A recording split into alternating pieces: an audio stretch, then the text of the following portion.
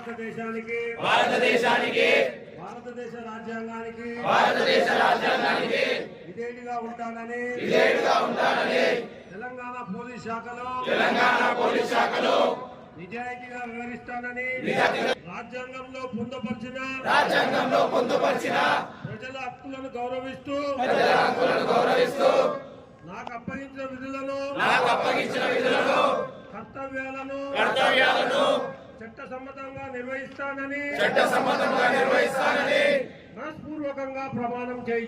మనస్పూర్వకంగా ప్రమాణం చేయుచున్నాను.